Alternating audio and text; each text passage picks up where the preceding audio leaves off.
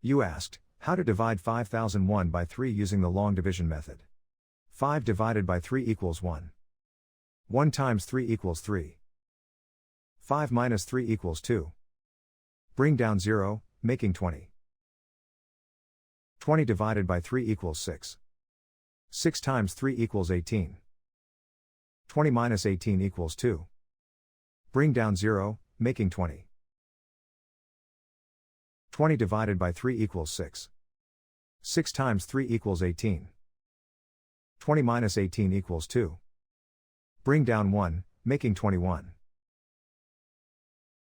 21 divided by 3 equals 7. 7 times 3 equals 21. 21 minus 21 equals 0. The remainder is 0. The final result is 1667.